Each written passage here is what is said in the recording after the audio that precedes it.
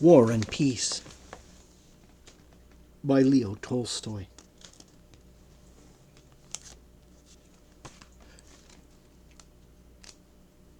Book 1, Chapter 1. Well, Prince, so Genoa and Lucca are now just family estates of the Bonapartes. But I warn you, if you don't tell me that this means war, if you still try to defend the infamies and horrors perpetuated by that Antichrist, I really believe he is an Antichrist, I will have nothing more to do with you, and you are no longer my friend, no longer my faithful slave, as you call yourself. But how do you do? I see I have frightened you. Sit down and tell me all the news. It was in July 1805, and the speaker was the well-known Anna Pavlovna Schwerer, maid of honor and favorite of the Empress Maria Fedorovna. With these words she greeted Prince Vasily, a man of high rank and importance, who was the first to arrive at her reception. Anna Pavlovna had had a cough for some days. She was, as she said, suffering from la grippe, being then a new word in St. Petersburg, used only by the elite.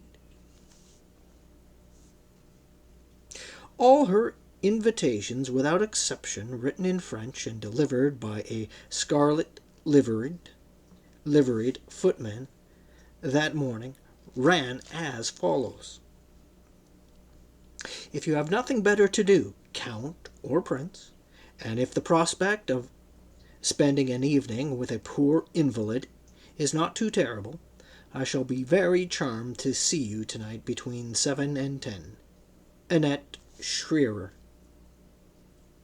Heavens, what a virulent attack, replied the prince, not in the least disconcerted by this reception. He had just entered wearing an embroidered court uniform, knee breeches and shoes, and had stars on his breast and a serene expression on his flat face.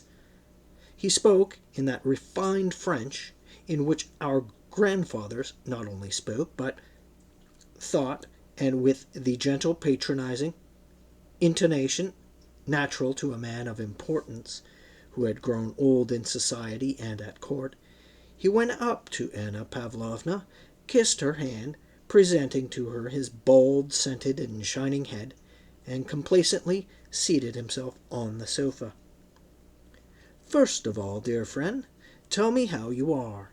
Set your friend's mind at rest, said he, without altering his tone, beneath the politeness and affected sympathy of which indifference and even irony could be discerned.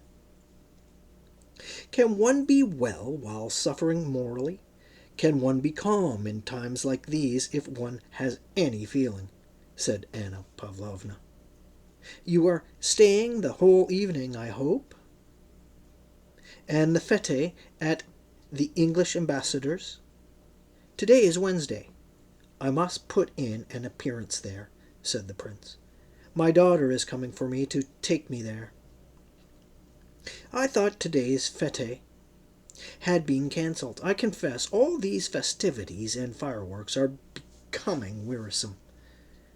If they had known that you wished it, the entertainment would have been put off, said the prince, who, like a wound-up clock, by force of habit, said things he did not even wish to be believed. Don't tease. Well, what has been decided about Novosiltsev's dispatch? You know everything. What can one say about it? Replied the prince in a cold, listless tone. What has been decided? They have decided that Bonaparte has burnt his boats, and I believe that they are ready to burn ours. Prince Vasily always spoke languidly, like an actor repeating a stale part. Anna Pavlovna Schwerer, on the contrary, despite her 40 years, overflowed with animation and impulsiveness. To be an enthusiastic had become her social vocation, and sometimes, even when she did not feel like it, she became enthusiastic in order not to disappoint the expectations of those who knew her.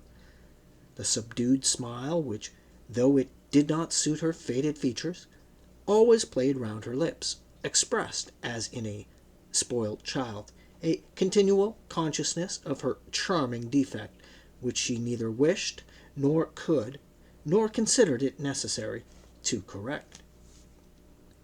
In the midst of a conversation on political matters, Anna Pavlovna burst out. "Oh, don't speak to me of Austria. Perhaps I don't understand things, but Austria never has wished and does not wish for war. She is betraying us. Russia alone must save Europe. Our gracious sovereign recognizes his high vocation and will be true to it. That is the one thing I have faith in. Our good and wonderful sovereign has to perform the noblest role on earth, and he is so virtuous and noble that God will not forsake him. He will fulfill his vocation and crush the hydra of revolution, which has become more terrible than ever in the person of this murderer and villain. We alone must avenge the blood of the just one, whom, I ask you, can we rely on? England, with her commercial spirit, will not and cannot understand the Emperor Alexander's loftiness of soul. She has refused to evacuate Malta. She wanted to find, and still seeks, some secret motive in her actions. What answer did Novosiltsev give?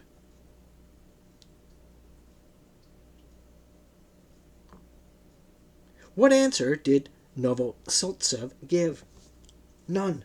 The English have not understood and cannot understand the self-abnegation of our emperor, who wants nothing for himself but only desires the good of mankind.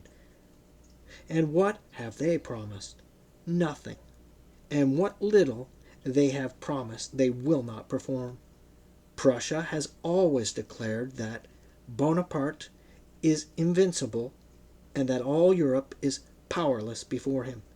And I don't believe a word that Hardenberg says, or Haugwitz either. This famous Prussian neutrality is just a trap. I have faith only in God and the lofty destiny of our adored monarch. He will save Europe." She suddenly paused, smiling at her own impetuosity. "I think," said the prince, with a smile, "that if you had not been sent instead of our dear Witzingerode, you would have captured the King of Prussia's consent by assault. You are so elegant. Will you give me a cup of tea?" "In a moment.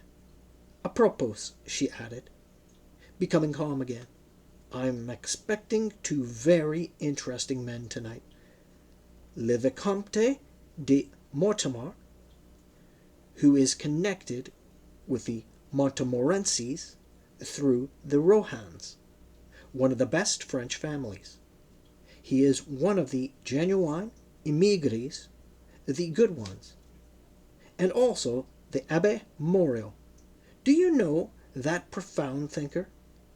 He has been received by the Emperor. Had you heard?" "I shall be delighted to meet them," said the prince. "But tell me," he added with studied carelessness, as if it had only just occurred to him, though the question he was about to ask was the chief motive of his visit, "is it true that the Dowager Empress wants Baron Funke to be appointed first secretary at Vienna? The Baron, by all accounts, is a poor creature."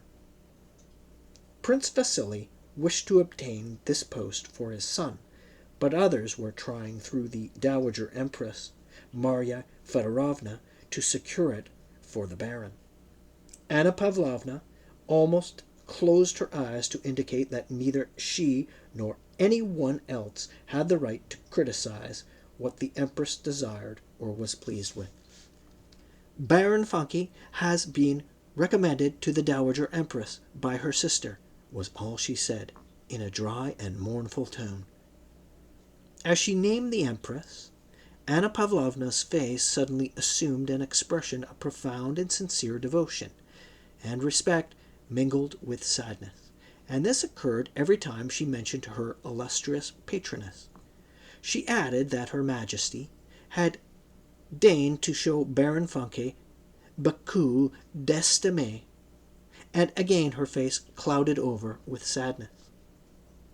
The prince was silent and looked indifferent, but with the womanly and courtier-like quickness and tact habitual to her, Anna Pavlovna wished both to rebuke him for daring to speak as he had done of a man recommended to the Empress, and at the same time to console him. So she said, "Now about your family. Do you know that since your daughter came out, everyone has been enraptured by her? They say she is amazingly beautiful." The prince bowed to signify his respect and gratitude.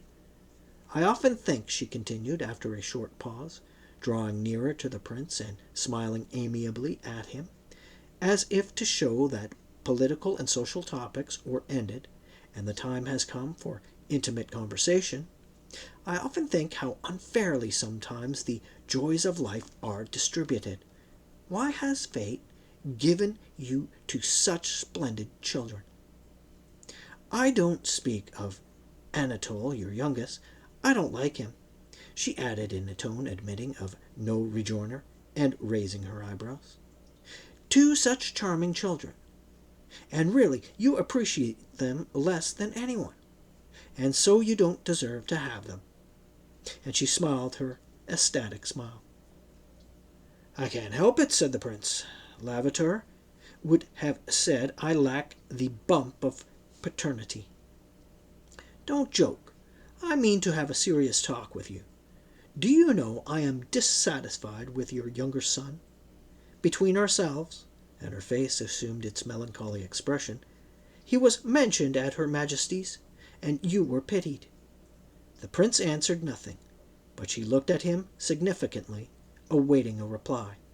He frowned. "What would you have me do?" he said at last. "You know I did all a father could do for their education, and they have both turned out fools. Hippolyte is at least a quiet fool, but Anatole is an active one. That is the only difference between them."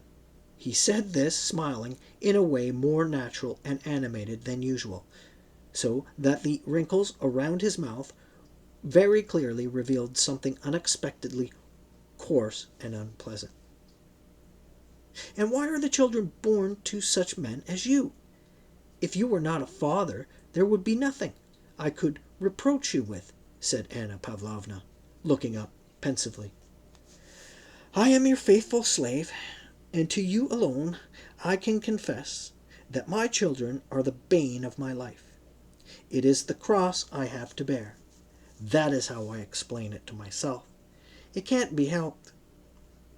He said no more, but expressed his resignation to cruel fate by a gesture.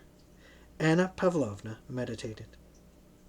"Have you never thought of marrying your prodigal son, Anatole?" she asked. "They say old maids have a mania for matchmaking, and though I don't feel that weakness is myself as yet, I know a little person who is very unhappy with her father.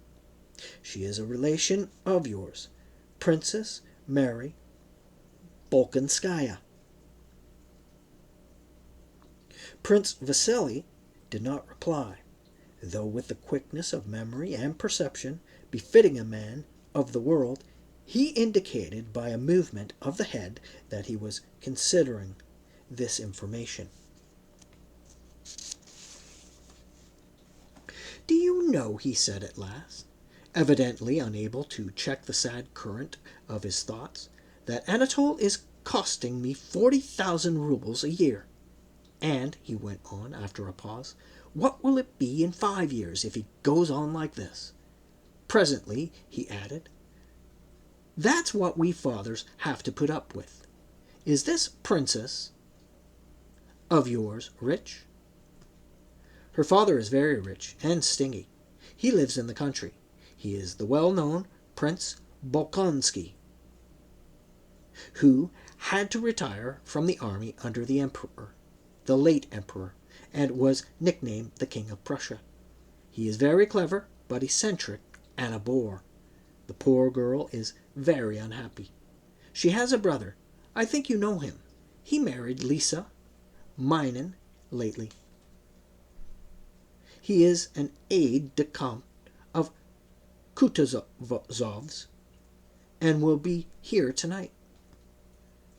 "Listen, dear Annette," said the prince, suddenly taking Anna Pavlovna's hand, and for some reason drawing it downwards. "Arrange that affair for me, and I shall always be your most devoted slave. Slave, with an F, as a village elder of mine writes in his reports. She is rich and of good family, and that's all I want." And with the familiarity and easy grace peculiar to him, he raised the maid of honor's hand to his lips, kissed it, and swung it to and fro as he lay back in his armchair, looking in another direction. "Attend, said Anna Pavlovna, reflecting. "I'll speak to Lisa, young Bolkonsky's wife, this very evening, and perhaps the thing can be arranged. It shall be on your family's behalf that I'll start my apprenticeship as old maid." Chapter 2. Anna Pavlovna's drawing room was gradually filling.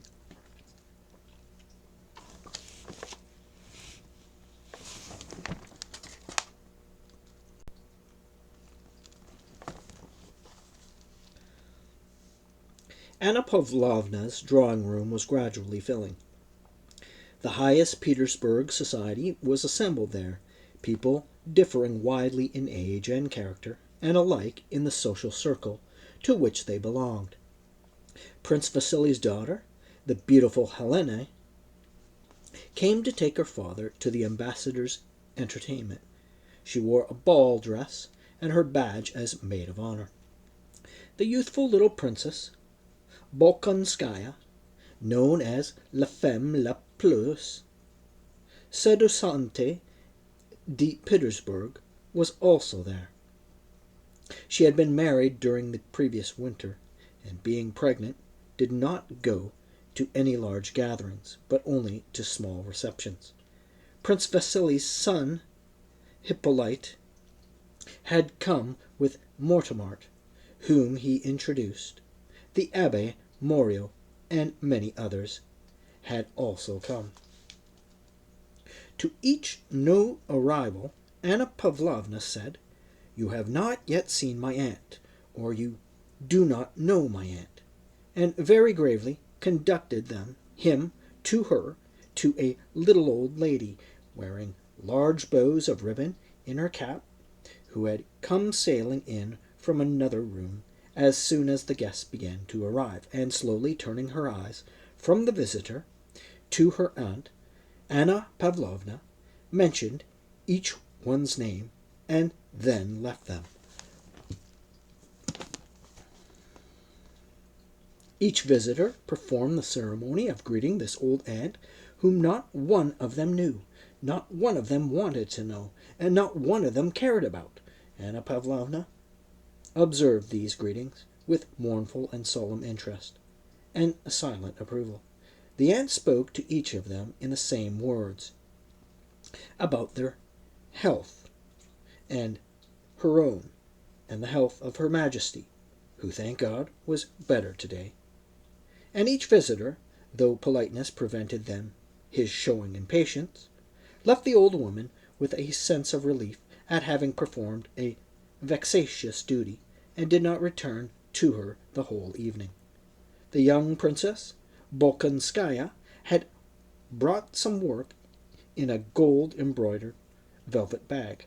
Her pretty little upper lip, on which a delicate dark dawn was just perceptible, was too short for her teeth, but it lifted all the more sweetly, and was especially charming when she occasionally drew it down to meet the lower lip. As is always the case with a thoroughly attractive woman, her defect, the shortness of her upper lip, and her half-open mouth, seemed to be her own special and peculiar form of beauty. Everyone brightened at the sight of this pretty young woman, so soon to become a mother, so full of life and health, and carrying her burden so lightly. Old men and dull, dispirited young ones, who looked at her after being in her company and talking to her a little while, felt as if they too were becoming, like her, full of life and health. All who talked to her, and at each word saw her bright smile and the constant gleam of her white teeth, thought that they were in a special amiable mood that day. The little princess went round the table with quick, short, swaying steps, her work-bag on her arm, and gaily spreading out her dress, sat down on a sofa near the silver samovar, as if all she was doing was a pleasure to herself and to all around her. "I have brought my work," said she in French, displaying her bag and addressing all present. "Mind, Annette, I hope you have not played a wicked trick on me," she added, turning to her hostess. "You wrote that it was to be quite a small reception, and just see how badly I am dressed." And she spread out her arms to show her short-waisted, lace-trimmed, dainty grey dress, girdled with a broad ribbon just below the breast. "Soyez tranquille, Lise. You will always be prettier than any one else," replied Anna Pavlovna. "You know," said the princess, in the same tone of voice, and still in French, turning to a general, "my husband is deserting me. He is going to get himself killed.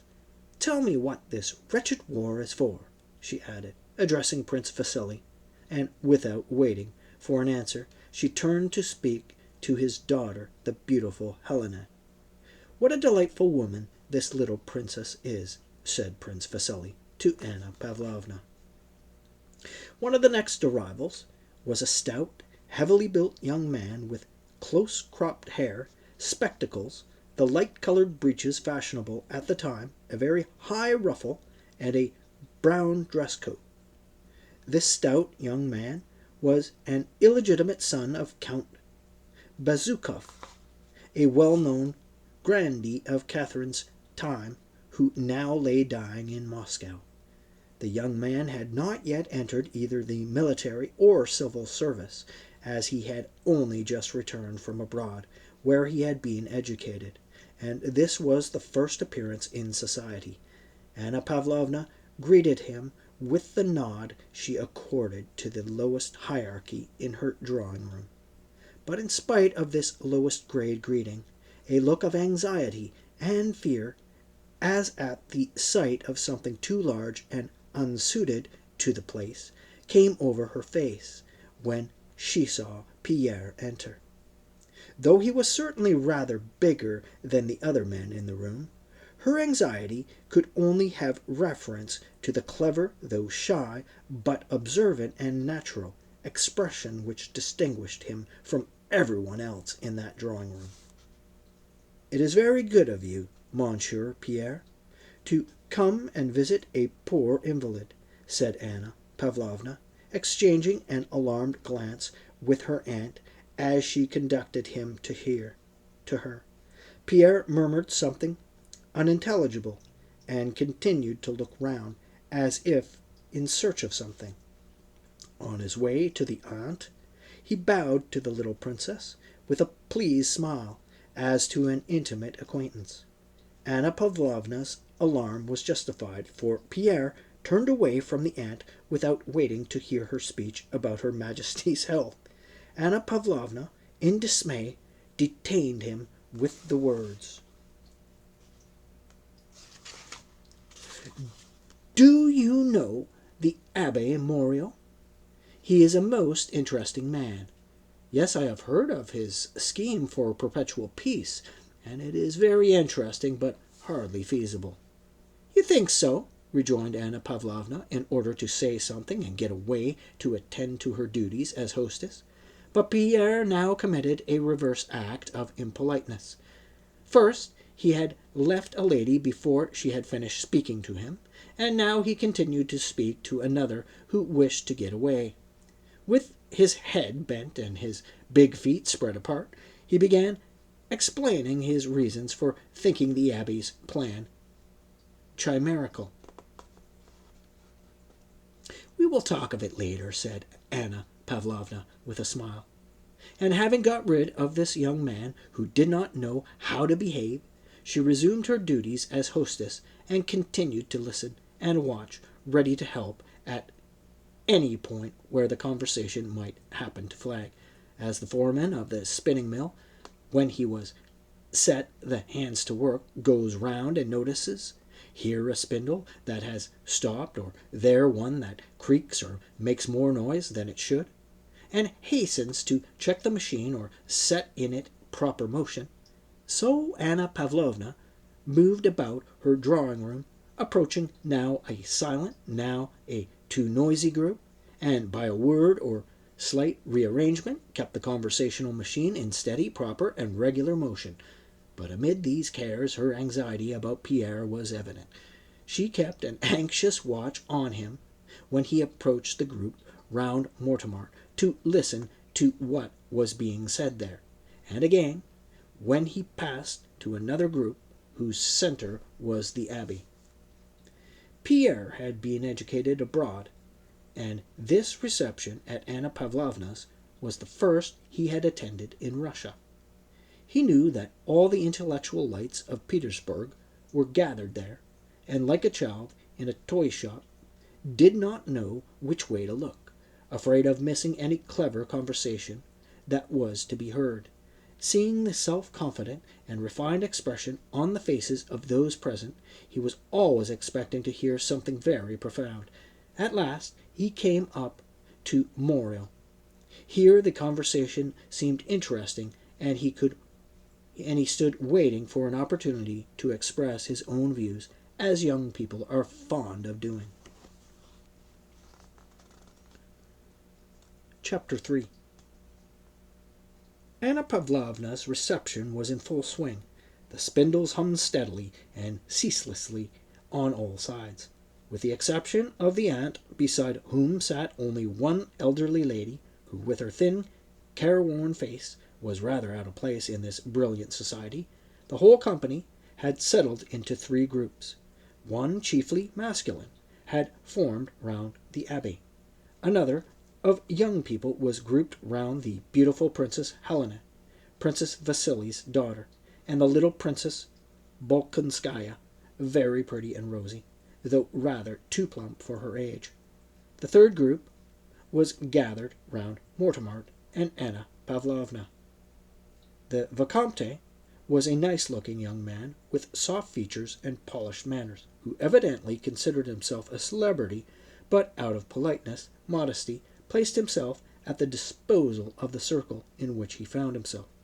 Anna Pavlovna was obviously serving him up as a treat to her guest, as a clever maitre d'hotel serves up as a specialty choice delicacy a piece of meat that no one who had seen it in the kitchen would have cared to eat. So Anna Pavlovna served up to her guest first the Vicomte and then the Abbé, as peculiarly choice morsels. The group about Mortemart immediately began discussing the murder of the Duc d'Enghien.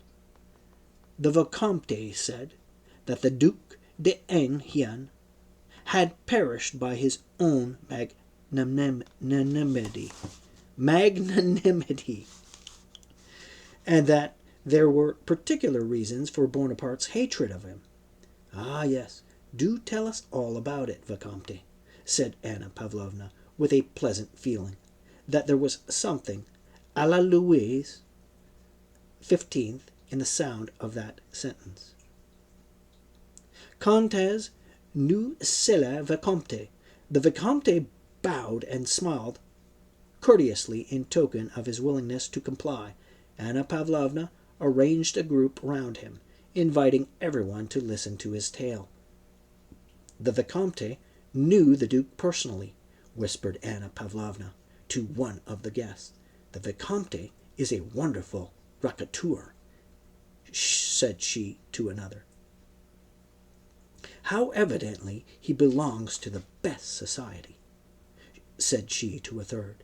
And the Vicomte was served up to the company in the choicest and most advantageous style, like a well-garnished joint of roast beef on a hot dish. The Vicomte wished to begin his story and gave a subtle smile.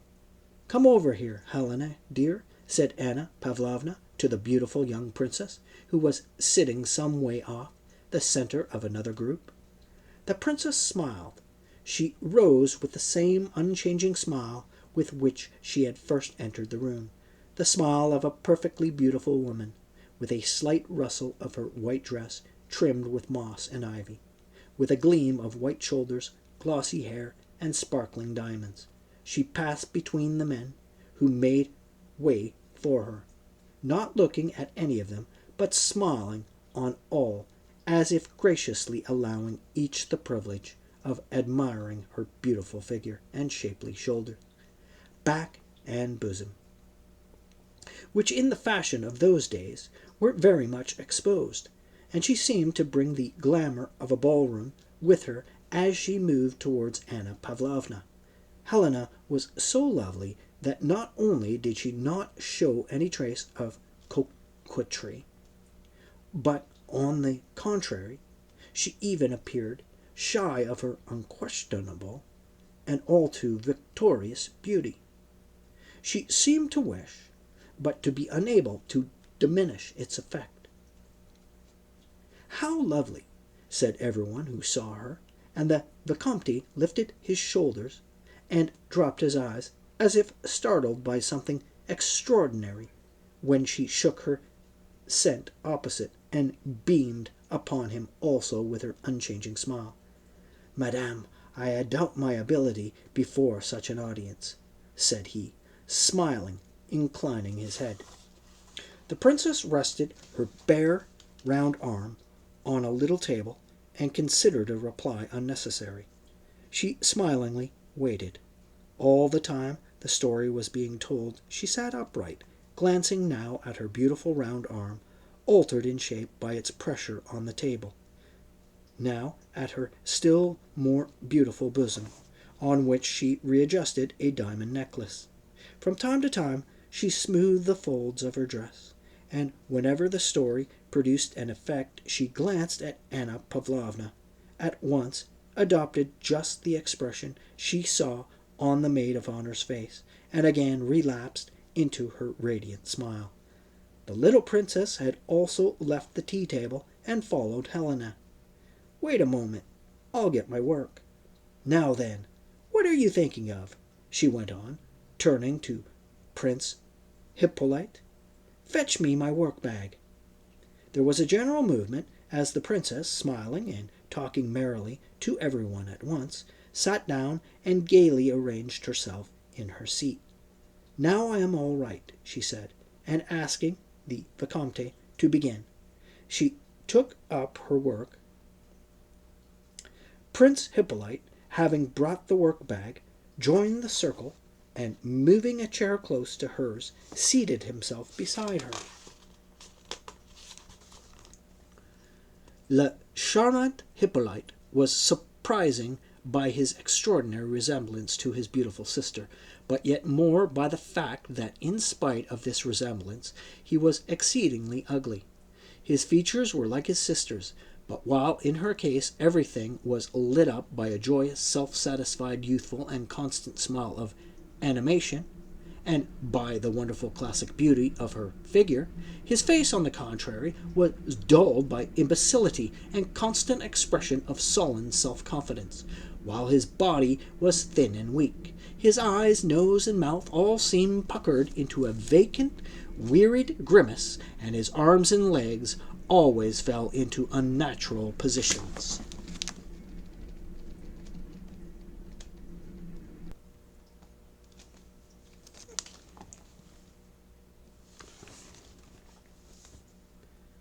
"It's not going to be a ghost story," said he, sitting down beside the princess and hastily adjusting his lorgnette, as if without this instrument he could not begin to speak. "Why, no, my dear fellow," said the astonished narrator, shrugging his shoulders. "Because I hate ghost stories," said Prince Hippolyte, in a tone which showed that he only understood the meaning of his words after he had uttered them.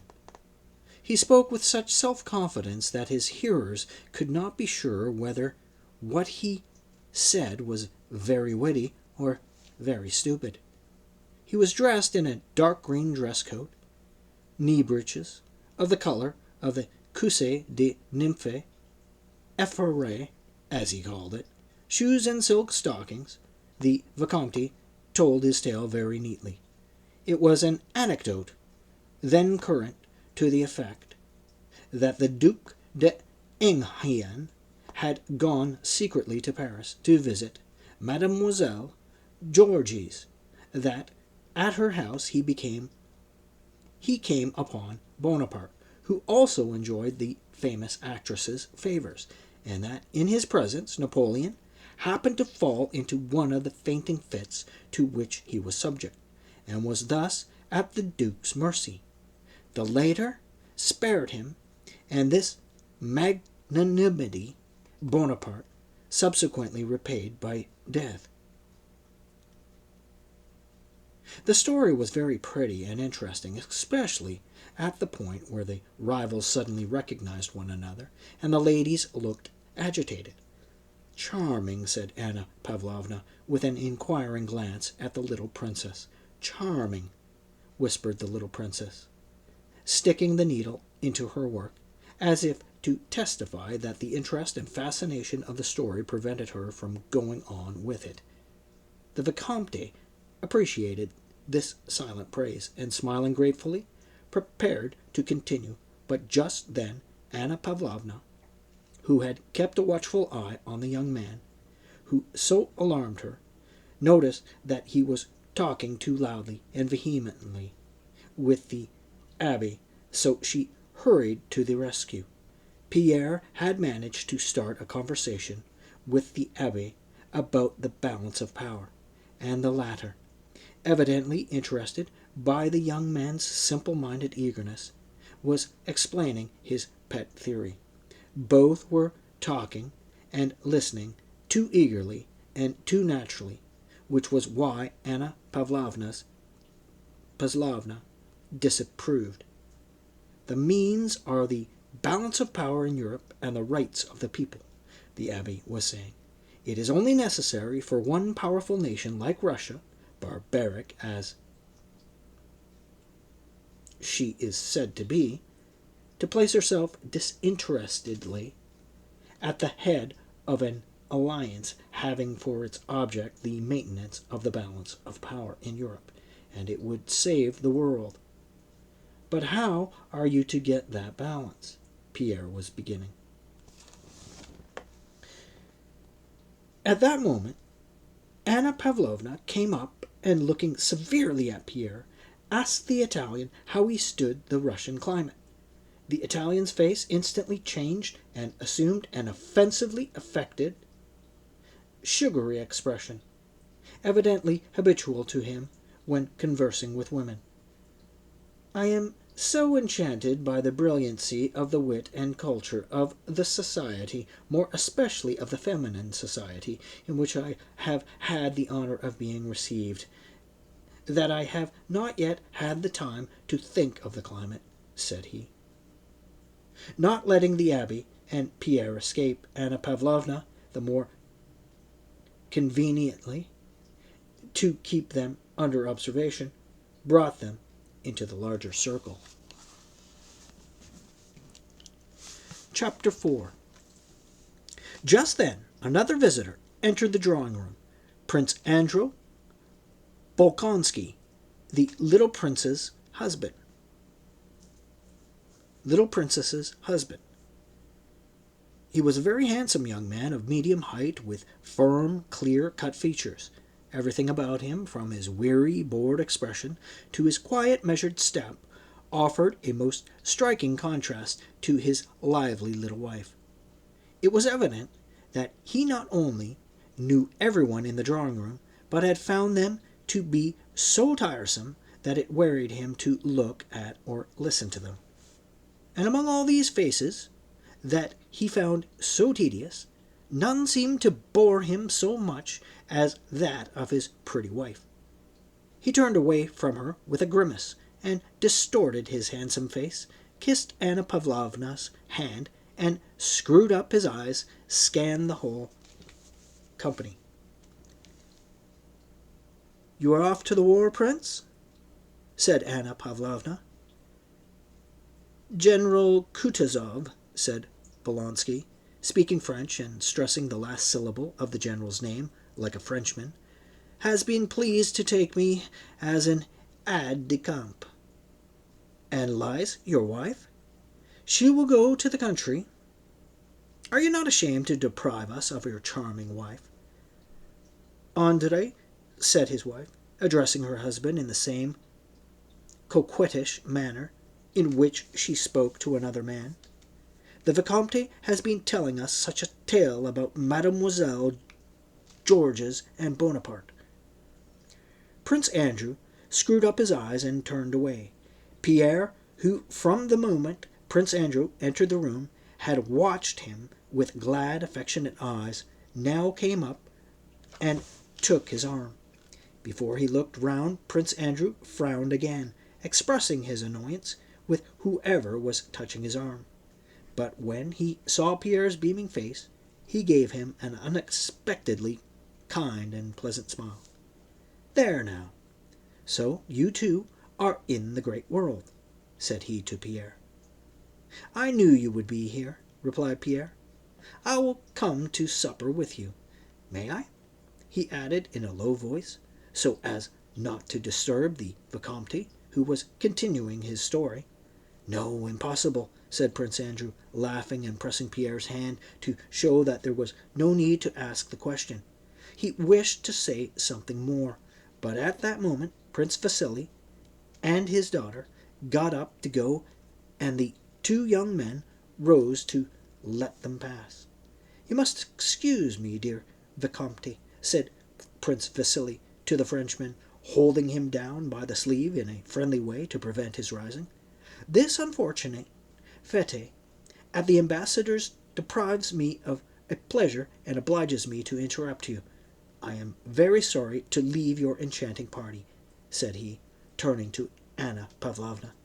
His daughter, Princess Helena, passed between the chairs, lightly holding up the folds of her dress, and the smile shone still more radiantly on her beautiful face.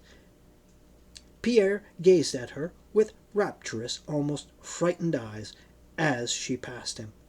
"Very lovely," said Prince Andrew. "Very," said Pierre. In passing, Prince Vasily seized Pierre's hand and said to Anna Pavlovna, "Educate this bear for me. He has been staying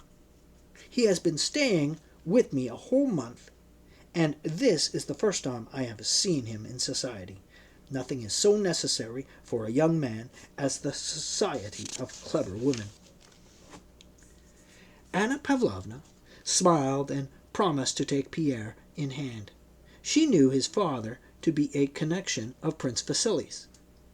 The elderly lady, who had been sitting with the old aunt, rose hurriedly and overtook Prince Vasily in the annet room. All the affectation of interest she had assumed had left her kindly and tear-worn face, and it now expressed only anxiety and fear. "How about my son Boris, Prince?" said she, hurrying after him into the ante-room. "I can't remain any longer in Petersburg. Tell me what news I may take back to my poor boy." Although Prince Vasily listened reluctantly and not very politely to the elderly lady, even betraying some impatience, she gave him an ingratiating and appealing smile. and took his hand that he might not go away. "What would it cost you to say a word to the Emperor, and then he would be transferred to the Guards at once?" she said. "Believe me, Princess, I am ready to do all I can," answered Prince Vasily. "But it is difficult for me to ask the Emperor. I should advise you to appeal to Rumyantsev through Prince Golitsyn. That would be the best way." The elderly lady was a Princess Drubetskaya, belonging to one of the best families in Russia, but she was poor, and having long been out of society, had lost her former influential connections. She had now come to Petersburg to procure an appointment in the Guards for her only son. It was, in fact, solely to meet Prince Vasily that she had obtained an invitation to Anna Pavlovna's reception, and had sat listening to the Vicomte's story. Prince Vasily's words frightened her. An embittered look clouded her once handsome face, but only for a moment. Then she smiled again, and clutched Prince Vasily's arm more tightly. "Listen to me, Prince," said she. "I have never yet asked you for anything, and I never will again, nor have I ever reminded you of my father's friendship for you. But now I entreat you for God's sake to do this for my son, and I shall always regard you as a benefactor," she added hurriedly. "No, don't be angry, but promise. I have asked Golitsyn, and he has refused. Be the kind-hearted man you always were," she said, trying to smile though tears were in her eyes. "Papa, we shall be late," said Princess Helena, turning her beautiful head and looking over her classically molded shoulder as she stood waiting by the door. Influence in society, however, is capital, which has to be economized if it is to last. Prince Vasily knew this, and having once realized that if he asked on behalf of all who begged of him, he would soon be unable to ask for himself, he became chary of using his influence. But in Princess Drubetskaya's case, he felt, after her second appeal, something like qualms of conscience. She had reminded him of what was quite true. He had been indebted to her father for the first steps in his career. Moreover, he could see by her manner that she was one of those women, mostly mothers, who, having once made up their minds, will not rest until they have gained their end, and are prepared, if necessary, to go on insisting day after day and hour after hour, and even make scenes. This last consideration moved him.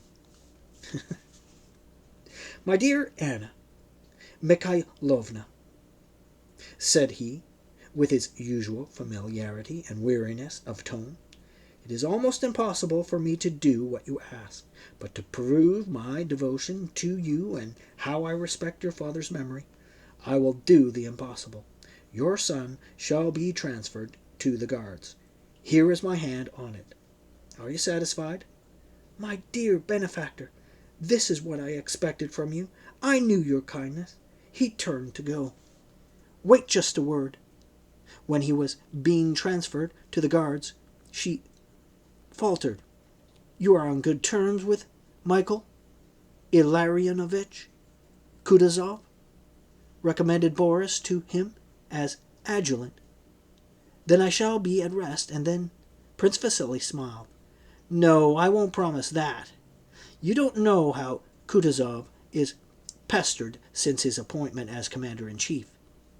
He told me himself that all the Moscow ladies have conspired to give him all their sons as adjutants. No, do not promise. I won't let you go, my dear benefactor." "Papa," said the beautiful daughter, in the same tone as before, "we shall be late." "Well, au revoir. Goodbye." "You hear her." "Then tomorrow you will speak to the Emperor?" "Certainly. But about Kutuzov?" Kutuzov, I don't promise. Certainly, but about Kutuzov, I don't promise. Do promise, Vasily, cried Anna Mikhailovna as he went, with the smile of a coquettish girl, which at one time probably came naturally to her, but was now very ill suited to her careworn face. Apparently she had forgotten her age, and by force of habit employed all the old feminine arts. But as soon as the prince had gone, her face resumed its former cold, artificial expression. She returned to the group where the Vicomte was still talking, and again pretended to listen while waiting till it would be time to leave. Her task was accomplished.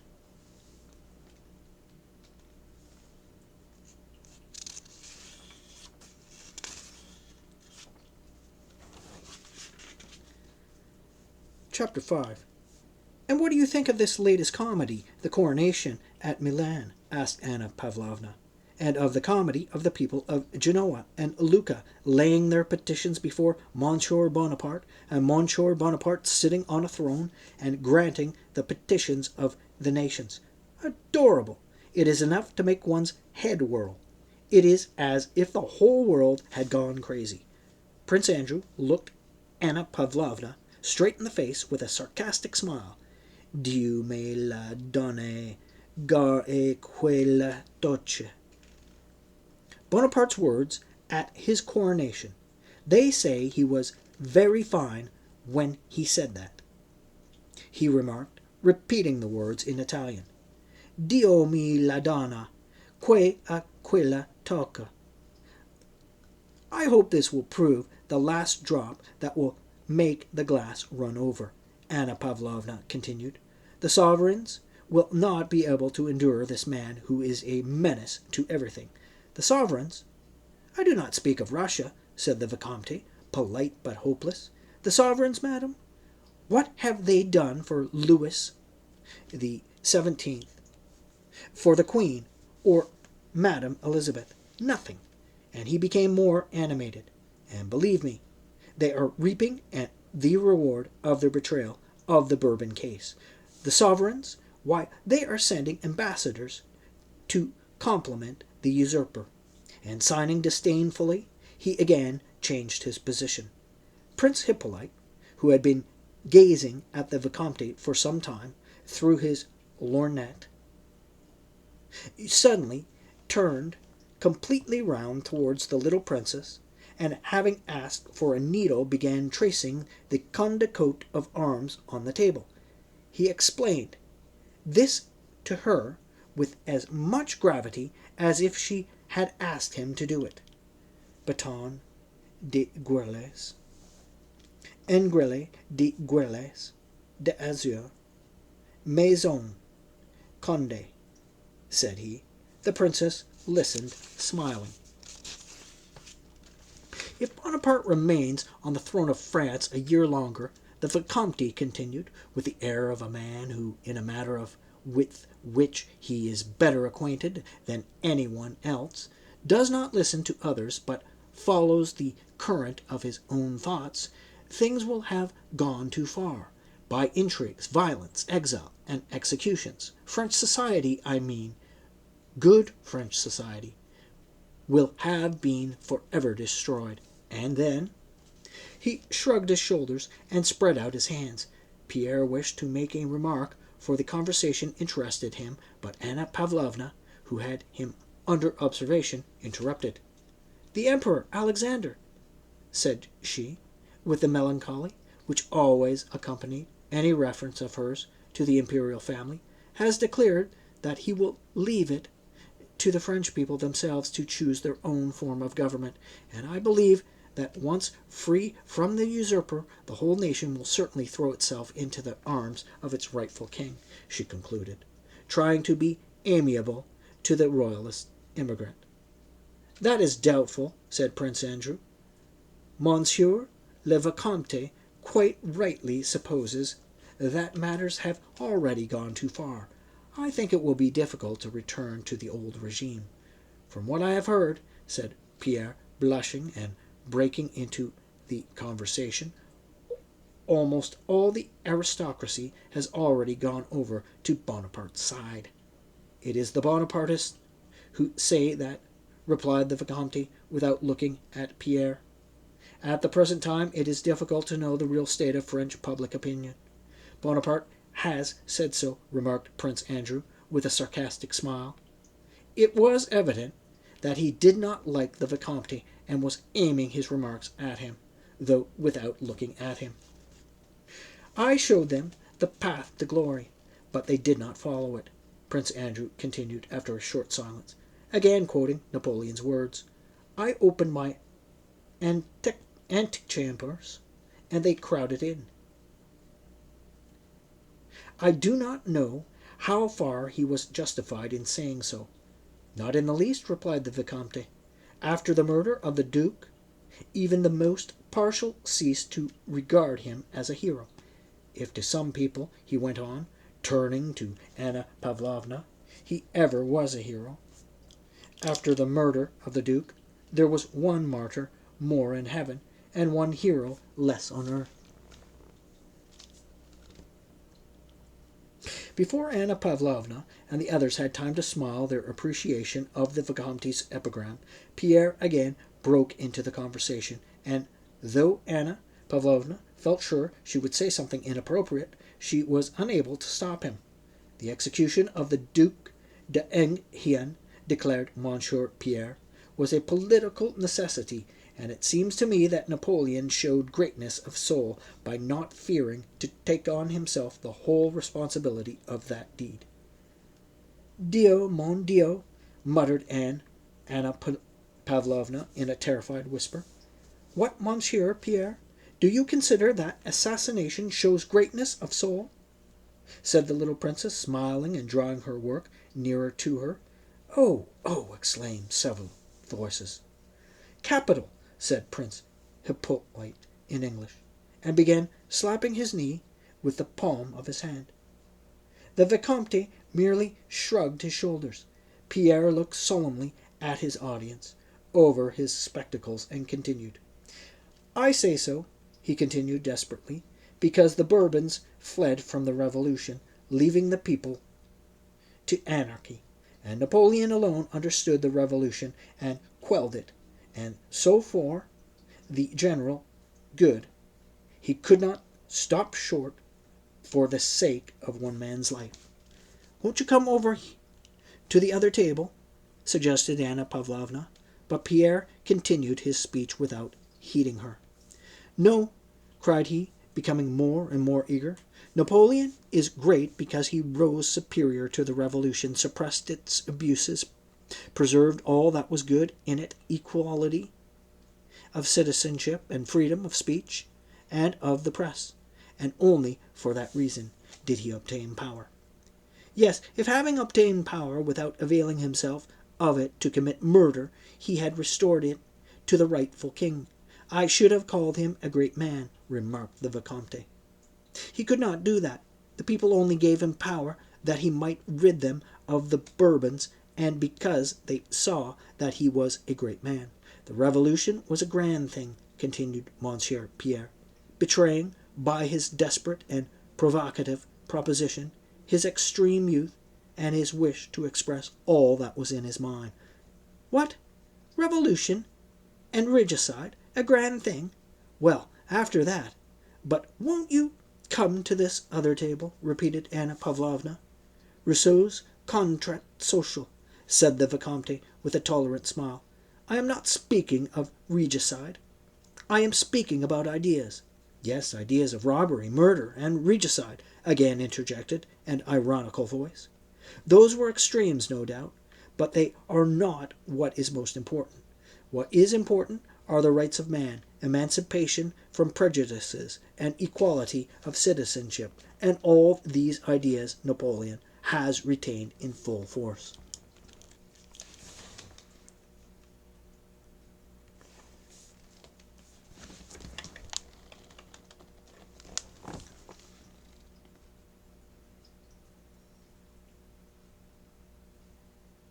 Liberty and equality, said the Vicomte contemptuously, as if it at last deciding seriously to prove to this youth how foolish his words were. High-sounding words which have been discredited. Who does not love liberty and equality? Even our Savior preached liberty and equality. Have people since the Revolution become happier? On the contrary, we wanted liberty, but Bonaparte has destroyed it. Prince Andrew kept looking with an amused smile from Pierre to the Vicomte, and from the Vicomte to their hostess. In the first moment of Pierre's outburst, Anna Pavlovna, despite her social experience, was horror-struck. But when she saw that Pierre's sacrilegious words had not exasperated the Vicomte, and had convinced herself that it was impossible to stop him, she rallied her forces and joined the Vicomte in a vigorous attack on the orator. "But, my dear Monsieur Pierre," said she, "how do you explain the fact of a great man executing a duke, or even an ordinary man, who is innocent and untried?" "I should like," said the Vicomte, "to ask how Monsieur explains the 18th Brumaire. Was not that an imposture? It was a swindle, and not at all like the conduct of a great man. And the prisoners he killed in Africa?" "That was horrible," said the little princess, shrugging her shoulders. "He's a low fellow, say what you will," remarked Prince Hippolyte. Pierre, not knowing whom to answer, looked at them all and smiled. His smile was unlike the half-smile of other people. When he smiled, his grave, even rather gloomy, look was instantaneously replaced by another, a childlike, kindly, even rather silly look, which seemed to ask for forgiveness. The Vicomte, who was meeting him for the first time, saw clearly that this young Jacobin was not so terrible as his words suggested. All were silent. "How do you expect him to answer you all at once?" said Prince Andrew. "Besides, in the actions of a statesman, one has to distinguish between his acts as a private person, as a general, and as an emperor. So it seems to me." "Yes, yes, of course," Pierre chimed in, pleased at the arrival of this reinforcement. "One must admit," continued Prince Andrew, "that Napoleon, as a man, was great on the bridge of Arcola, and in the hospital at Jaffa, where he gave his hand to the plague-stricken. But there are other acts which it is difficult to justify." Prince Andrew, who had evidently wished to tone down the awkwardness of Pierre's remarks, rose and made a sign to his wife that it was time to go.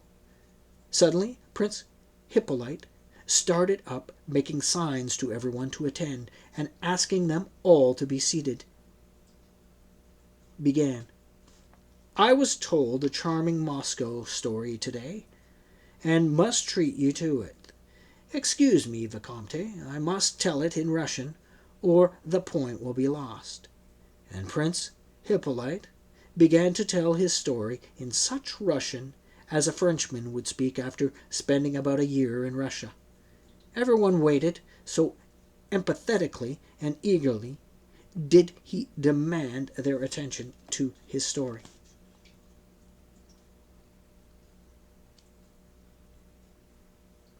"There is in Moscow a lady, une dame, and she is very stinging. She must have 2 footmen behind her carriage, and very big ones. That was her taste. And she had a lady's mind, also big. She said—" Here Prince Hippolyte paused, evidently collecting his ideas with difficulty. "She said, 'Oh yes,' she said, 'girl to the maid, put on a livery, get up behind the carriage, and come with me while I make some calls.'" Here Prince Hippolyte sputtered and burst out laughing long before his audience, which produced an effect unfavorable to the narrator. Several persons, among them the elderly lady and Anna Pavlovna, did, however, smile. She went. Suddenly there was a great wind. The girl lost her hat, and her long hair came down. Here he could contain himself no longer, and went on, between gasps of laughter, and the whole world knew. And so the anecdote ended, though it was unintelligible why he had told it, or why it had to be told in Russian. Still Anna Pavlovna and the others appreciated Prince Hippolyte's social tact in so agreeably ending Pierre's unpleasant and unamiable outburst. After the anecdote, the conversation broke up into insignificant small talk about the last and next balls, after theatricals, and who would meet whom, and when and where. Chapter 6. Having thanked Anna Pavlovna for her charming soiree, the guests began to take their leave. Pierre was ungainly, stout about the average height, broad, with huge red hands. He did not know, as the saying is, how to enter a drawing-room, and still less how to leave one. That is, how to say something particularly agreeable before going away. Besides this, he was absent-minded. When he rose to go, he took up instead of his own the general's three-cornered hat, and held it, pulling at the plume, till the general asked him to restore it. All his absent-mindedness and inability to enter a room and converse in it was, however, redeemed by his kindly, simple, and modest expression. Anna Pavlovna turned toward him with a Christian mildness that expressed forgiveness of his indiscretion, nodded, and said, "I hope to see you again, but I also hope you will change your opinions, my dear Monsieur Pierre." When she said this, he did not reply and only bowed, but again everybody saw his smile, which said nothing unless, perhaps, opinions are opinions, but you see what a capital good-natured fellow I am, and everyone, including Anna Pavlovna, felt this. Prince Andrew had gone out into the hall, and turning his shoulders to the footman, who was helping him on with his cloak, listened indifferently to his wife's chatter with Prince Hippolyte, who had also come into the hall. Prince Hippolyte stood close to the pretty pregnant princess, and stared fixedly at her through his eyeglass. "Go on, Annette, or you will catch cold," said the little princess, taking leave of Anna Pavlovna. "It is settled," she added in a low voice.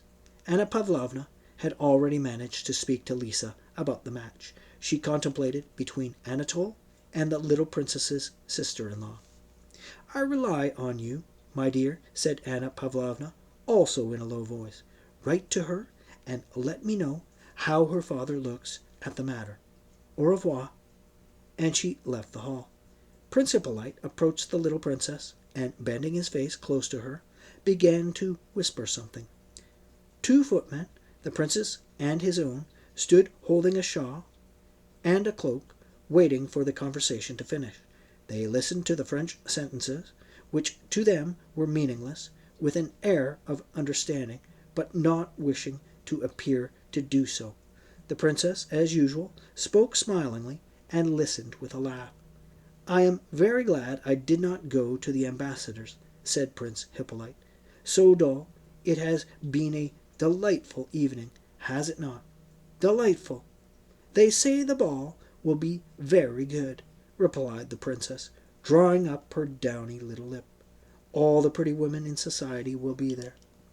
"Not all, for you will not be there, not all," said Prince Hippolyte, smiling joyfully, and snatching the shawl from the footman, whom he even pushed aside, he began wrapping it around the princess, either from awkwardness or intentionally, no one could have said which.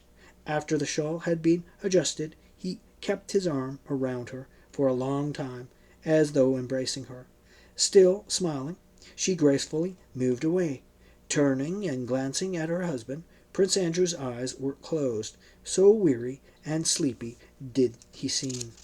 "Are you ready?" he asked his wife, looking past her.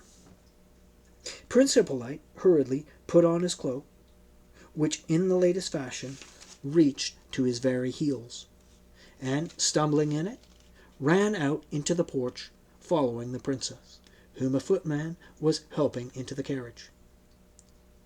"Princesse, au revoir," cried he, stumbling with his tongue as well as with his feet. The princess, picking up her dress, was taking her seat in the dark carriage. Her husband was adjusting his sabre. Prince Hippolyte, under pretence of helping, was in everyone's way. "Allow me, sir," said Prince Andrew in Russian, in a cold, disagreeable tone, to Prince Hippolyte, who was blocking his path. "I am expecting you, Pierre," said the same voice, but gently and affectionately. The procession started. The carriage wheels rattled.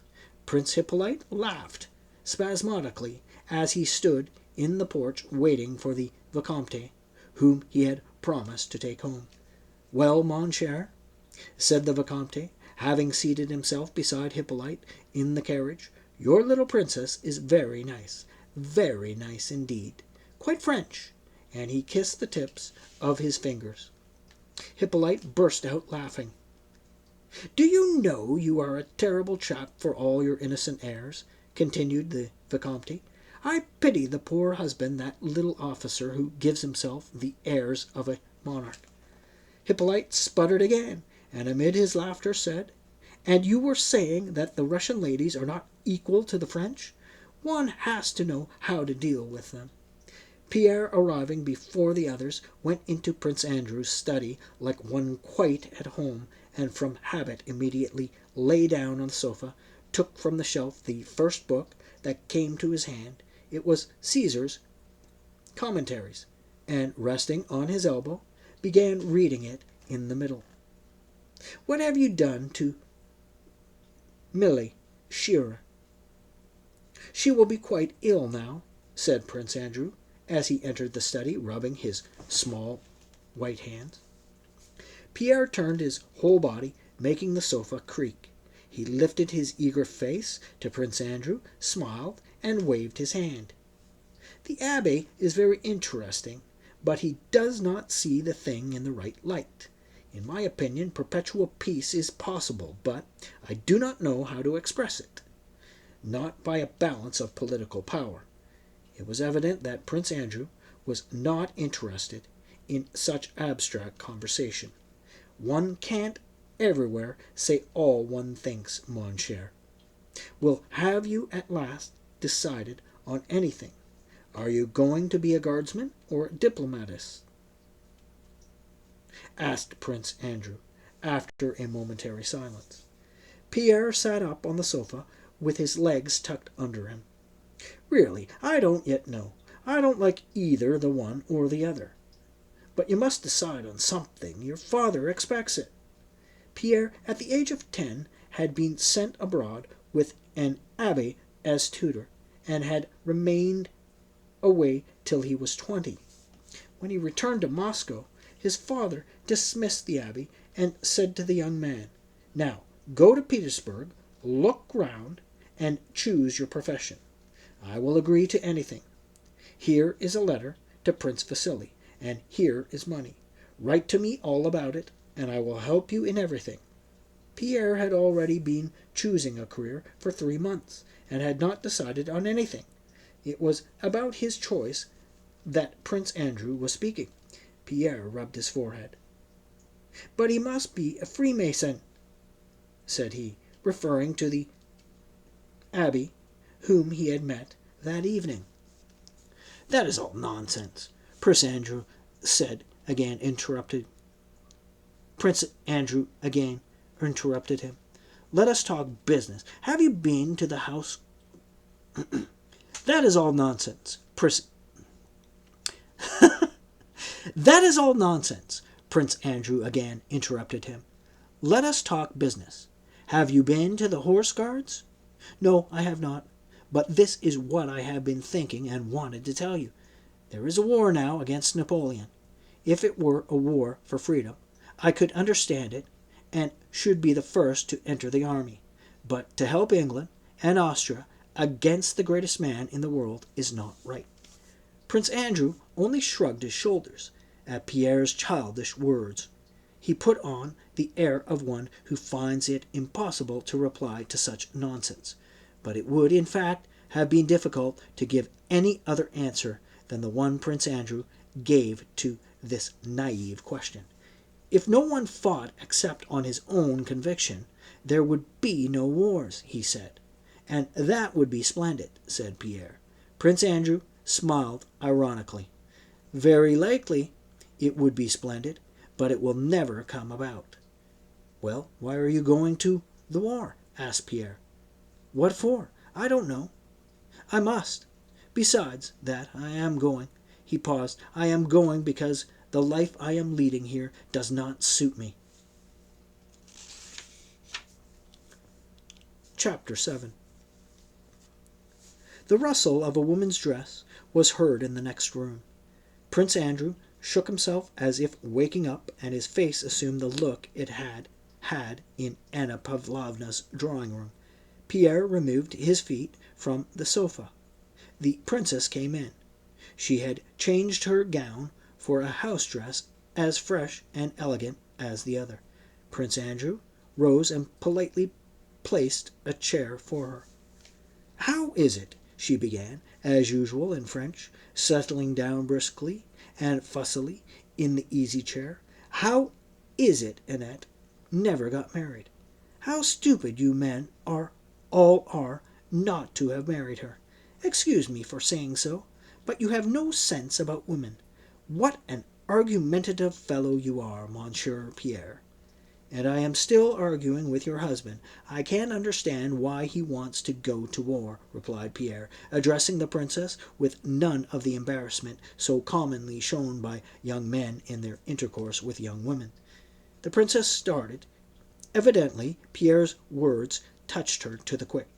"Ah, that is just what I tell him," she said. "I don't understand it. I don't in the least understand why men can't live without wars. How is it that we women don't want anything of the kind, don't need it? Now you shall judge between us. I always tell him, here he is uncle's aide-de-camp, a most brilliant position. He is so well known, so much appreciated by everyone. The other day, at the Apraxins, I heard a lady asking, 'Is that the famous Prince Andrew?' I did indeed," she laughed. "He is so well received everywhere. He might easily become aide-de-camp for the Emperor. You know the Emperor spoke to him most graciously. Annette and I were speaking of how to arrange it. What do you think?" Pierre looked at his friend, and noticing that he did not like the conversation, gave no reply. "When are you starting?" he asked. Don't speak of his going, don't.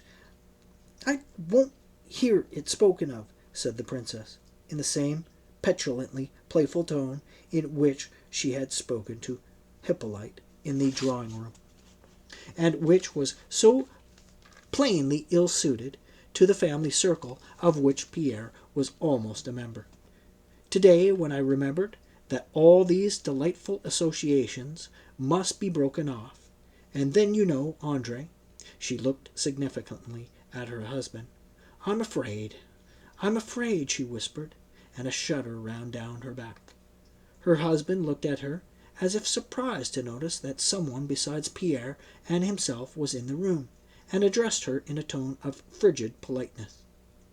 "What is it you are afraid of, Liza?" "I don't understand," said he. "There, what egotists men all are, all egotists. Just for a whim of his own goodness, only knows why he leaves me and locks me up alone in the country. With my father and sister, remember," said Prince Andrew gently. "Alone, all the same, without my friends, and he expects me not to be afraid." Her tone was now querulous and her lip drawn up, giving her not a joyful, but an animal squirrel-like expression. She paused as if she felt it indecorous to speak of her pregnancy before Pierre, though the gist of the matter lay in that. "I still can't understand what you are afraid of," said Prince Andrew slowly, not taking his eyes off his wife. The princess blushed and raised her arms with a gesture of despair. "No, Andrew, I must say you have changed. Oh, how you have!" "Your doctor tells you to go to bed earlier," said Prince Andrew. "You had better go." The princess said nothing, but suddenly her short, downy lip quivered. Prince Andrew rose, shrugged his shoulders, and walked about the room. Pierre looked over his spectacles with naive surprise, now at him and now at her, moved as if about to rise too, but changed his mind. "Why should I mind Monsieur Pierre being here?" exclaimed the little princess, suddenly, her pretty face all at once distorted by a tearful grimace. "I have long wanted to ask you, Andrew, why you have changed so to me. What have I done to you? You are going to the war and have no pity for me. Why is it?" "Liza," was all Prince Andrew said, but that one word expressed an entreaty, a threat, and above all conviction that she would herself regret her words.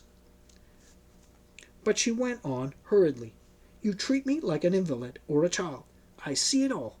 Did you behave like that 6 months ago?" "Liza, I beg you to desist," said Prince Andrew, still more empathetically. Pierre, who had been growing more and more agitated as he listened to all this, rose and approached the princess. He seemed unable to bear the sight of tears, and was ready to cry himself. "Calm yourself, princess. It seems so to you because I assure you I myself have experienced, and so because, no, excuse me, an outsider is out of place here. No, don't distress yourself. Goodbye." Prince Andrew caught him by the hand. "No, wait, Pierre. The princess is too kind to wish to deprive me of the pleasure of spending the evening with you." No, he thinks only of himself," muttered the princess, without restraining her angry tears. "Liza," said Prince Andrew dryly, raising his voice to the pitch which indicates that patience is exhausted.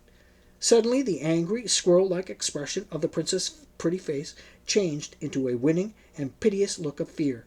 Her beautiful eyes glanced askance at her husband's face, and her own assumed and timid, deprecating expression of a dog when it rapidly but feebly wags its drooping tail. Mon Dieu, she muttered, and lifted her dress with one hand. She went up to her husband and kissed him on the forehead. "Good night, Liza," said he, rising and courteously kissing her hand, as he would have done to a stranger.